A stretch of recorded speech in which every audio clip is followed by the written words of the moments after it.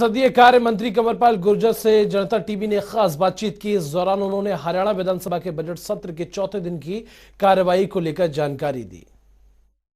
हरियाणा विधानसभा के बजट सत्र के चौथे दिन की कार्रवाई में एक ध्यानाकर्षण प्रस्ताव रखा गया था, जिस पर चर्चा हुई है और इस प्रस्ताव के जरिए गरीब बच्चों को 134A के तहत जो दाखिले दिए जाने का मामला है उस पर चर्चा हुई है। मेरे साथ बातचीत करने के लिए हरियाणा के शिक्षा और संसदीय कार्य मंत्री कंवरपाल गुर्जर मौजूद हैं। सर, आज जो ध्यानाकर्षण प्रस्ताव था गरीब बच्चों को दाखिला दिए जाने का, उसमें विपक्ष का यह आरोप था, जिन विधायकों ने चर्चा की, कि सरकार जो है वो गरीब बच्चों को उनका हक नहीं दे रही है। नहीं, देखिए, ऐसा नहीं है। वास्तविक सच्चाई तो ये है कि ये बिल जो था ये 2007 में आया था और जिन्होंने प्रश्न उठाए उन्हीं की सरकार थी, लेकिन 2007 से लेके 2014 तक उन्होंने एक भी बच्चे का एडमिशन किया ही नहीं है। फिर उसके बाद राइट टू एजुकेशन आया 2009 में, इन्हीं की सरकार थी, लेकिन 2009 से 2014 तक एक भी बच्चे का एडमिशन उन्होंने किया नहीं है। अब ये इस प्रकार की एक सहानुभूति दिखाने की कोशिश कर रहे हैं कि हम गरीबों के कितने पक्ष के हैं, जबकि उस टाइम गरीबों की कोई चिंता इन्होंने की नहीं। और अब की बार भी जो एडमिशन की बात है, देखिए, अब की बार कोविड से प्रभावित, पिछली बार तो स्कूल खुले ही नहीं, तो पिछली बार तो संभव ही नहीं था। अब की बार भी बहुत देर तक जो स्कूल हैं वो बंद रहे, इसी कारण से जो प्रक्रिया थी एडमिशन की वो शुरू नहीं। लेकिन कुछ अभिभावकगण जो हैं वो कोर्ट में चले गए और कोर्ट के आदेश के बाद हमने अक्टूबर में इसके लिए जारी कर दिया कि हम एडमिशन करेंगे, और उस सारी प्रक्रिया को पूरी करने में काफ़ी लंबा टाइम लग गया। तो जितना लंबा टाइम लगता उतना ही टाइम लगा उसमें। और जब हमने एडमिशनों की डेट निश्चित कर दी कि एडमिशन, तो उसके बाद अभिभावक मिले कि ये टाइम की अभी इसमें कमी है, आप बढ़ाएं।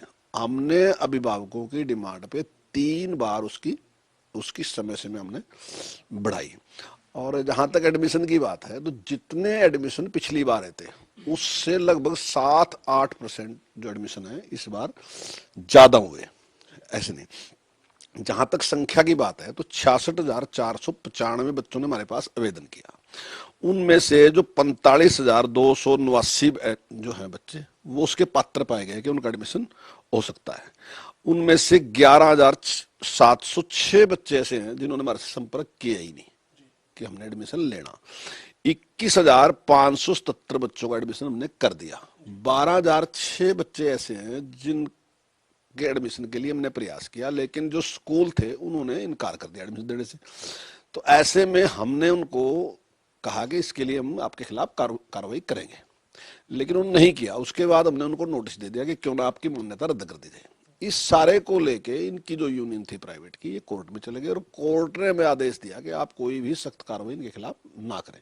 लेकिन हमने बच्चों के हित में फिर भी उनके ऊपर दबाव बनाया और उसके बाद वो फिर कंटेम्प्ट में चले गए। और अभी मेरे ख्याल 22 तारीख शायद उसके लिए लगी हमारी कंटेम्प्ट की। तो हमने पूरा प्रयास किया, कोई कमी हमने उसमें छोड़ी नहीं है।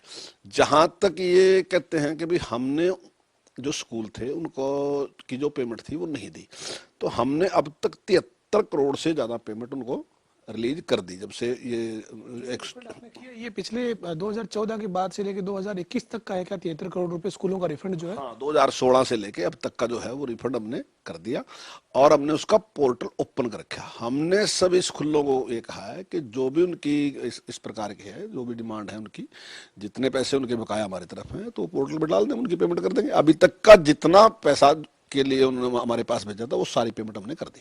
ये 11,000 करीब जो बच्चे आप कह रहे हैं कि आपसे इन्होंने संपर्क नहीं किया, ये क्या वो बच्चे हैं जो बाद में परिवार पहचान पत्र की शर्त लगाने के बाद एलिजिबल नहीं पाए गए, या कौन से? ये तो जो एलिजिबल नहीं पाए गए, जो आपने बताया, वो 66 और 45 के बीच के बच्चे हैं। मतलब 66,495 ने अप्लाई किया और 45,279 बच्चों ने उसमें क्वालिफाई किया। ये तो वो बच्चे हैं। ये 11,706 बच्चे हैं जिन्होंने अप्लाई तो कर दिया, लेकिन उसके बाद हमारे साथ कोई संपर्क उन्हें किया नहीं है, ना ही उनकी कोई इच्छा थी। उस टाइम जैसे एडमिशन के लिए अप्लाई कर रहे थे, उन्होंने अप्लाई कर दिया, लेकिन बाद में उन्हें कोई इस प्रकार की इच्छा व्यक्त नहीं की कि हमने एडमिशन जरूरी लेना, तो हमारे संपर्क में आए भी नहीं है। विधायक बलराज कुंडू और बाहर आने के बाद सदन के जो कांग्रेस के विधायक हैं वो कह रहे हैं कि सरकार की कथनी और करनी में फर्क है। गरीब बच्चों को उनका हक ना मिल जाए, सरकार यही चाहती है, उनको शिक्षा से वंचित रखना चाहती है, आरोप है उनका।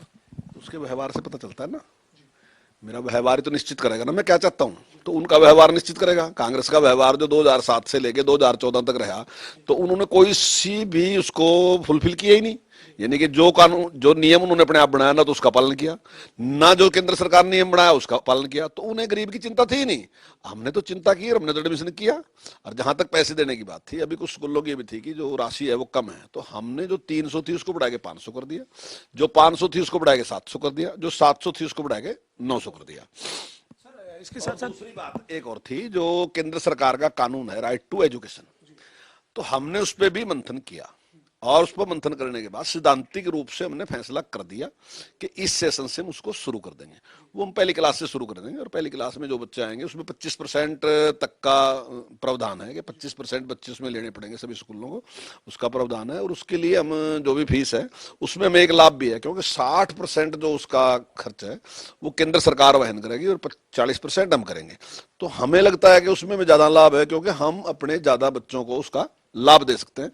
तो इस साल से हम उसको शुरू करने लग रहे। पहली क्लास से जैसे हम शुरू करेंगे, जब हम पहली क्लास में एडमिशन करा देंगे बच्चों के, तो स्वाभाविक है कि जब तक वो पढ़ेंगे तो उसी स्कूल में पढ़ाई कर सकते हैं। सर, इसके साथ ही आज की जो कार्रवाई थी चौथे दिन की, उसमें जो कांग्रेस के विधायक रघुवीर कादियान, उनका जो निलंबन हुआ था पूरे सत्र के लिए, उसको वापस ले लिया गया। उन्होंने अपनी जो घटनाक्रम हुआ था सदन में उस पर उन्होंने खेद व्यक्त किया, और ये लेकिन इसके बाद जो है वो आपने प्रस्ताव रखा और वो अब पूरे सदन में रहेंगे। हाँ, नहीं, अच्छा है, देखिए लोकतंत्र के लिए अच्छा है। और ये तो माननीय अध्यक्ष जी ने उस दिन भी उनके कहा था कि भाई आपने चाहे उत्तेजना की वजह से किसी वजह से आपने किया, तो आपको इसके लिए, क्योंकि आपने गलती की है हाउस में और इससे हाउस का अपमान होता है, तो आप खेद व्यक्त कर दें। हम तो उस दिन भी तैयार थे, लेकिन चलो कई बार उसमें इस प्रकार का माहौल नहीं होता। आज माहौल था तो उन्होंने उस पर खेद व्यक्त कर दिया कि ये गलत हुआ। तो मैं स्वागत करता हूँ। लोकतंत्र देखिए ये मिलके चलता है, विपक्ष भी वहां हो, विपक्ष भी अपनी बात रखे। विपक्ष कोई दुश्मन नहीं होता है, विपक्ष के सुझाव से ही सरकार निखरती है। मैं समझता हूँ कि अगर विपक्ष कुछ ना उठाए तो सरकार भी निखरती नहीं। सरकार के निखरने के लिए विपक्ष जरूरी है, और विपक्ष जो मुद्दे उठाएगा तभी सुधार होता है। अच्छा है, माननीय मुख्यमंत्री जी ने भी इस बात को स्वीकार किया। उन्होंने भी कहा कि भाई आपके उससे ही निखरता है काम, तो हम स्वागत करते हैं इसका। अंतिम सवाल है सर, बजट मुख्यमंत्री जी पेश करेंगे 2022-23 का, और आपको क्या उम्मीद है बजट से, खासतौर पर शिक्षा के क्षेत्र में क्या उम्मीद करें? देखिए, माननीय मुख्यमंत्री जी ने जो बजट पेश किए उनमें हर बार उन्होंने बढ़ा के राशि शिक्षा के लिए दी है, और उनका पूरा प्रयास है शिक्षा के लिए। लेकिन हमारा भी दुर्भाग्य है, और वो तो सारी दुनिया का ही है कि कोविड ने इतना परेशान कर दिया, और सबसे ज्यादा अगर प्रभावित है तो वो उससे एजुकेशन प्रभावित है। लेकिन मुझे उम्मीद है कि आने वाला टाइम बहुत अच्छा रहेगा, और निश्चित तौर से और बहुत से परिवर्तन। हालांकि हमने काफी काम किया, चाहे संस्कृति मॉडल स्कूल खोलने की बात है, कॉलेज की बात है, चाहे बिल्डिंग बनाने की बात है, सारे काम हमने किए हैं। लेकिन अगर कोविड ना होता तो मुझे पूरी उम्मीद है कि अब की बार सारा कुछ ठीक रहेगा। तो निश्चित तौर से जो जरूरतें हैं लोगों की, और खासकर हमारे जो बच्चों की जरूरतें हैं, तो निश्चित तौर से उनको पूरे करके और अच्छी एजुकेशन देने का हम काम करेंगे। हमारे साथ हरियाणा के शिक्षा और संसदीय कार्य मंत्री कंवरपाल गुर्जर थे, जो कह रहे हैं कि जो 134A पर प्रस्ताव दिया गया था उसमें तमाम आंकड़े जो हैं वो रखे गए हैं। खासतौर पर 2007 से लेकर 2014 तक 7 साल जब कांग्रेस सत्ता में थी तब इसको लागू ही नहीं किया गया। एक भी बच्चे को प्रदेश में दाखिला इस 134A के तहत नहीं मिला। इसके साथ ही बजट से भी काफी उम्मीदें हैं। कोविड का असर रहा है प्रदेश में और पूरे विश्व में रहा है, लेकिन हरियाणा में भी शिक्षा पर इसका असर पड़ा। लेकिन अब तेज गति के साथ काम होगा, ऐसी उम्मीद है। वीडियो जर्नलिस्ट विजेंद्र के साथ पवन सिंह, जनता टीवी, चंडीगढ़।